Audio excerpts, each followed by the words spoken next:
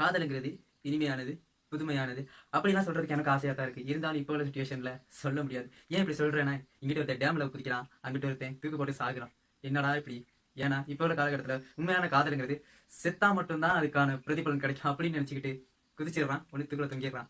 ஆனா இப்போ உள்ள காலகட்டத்துல பேரண்ட்ஸ் யாரையுமே இப்ப பாக்குறது இல்ல.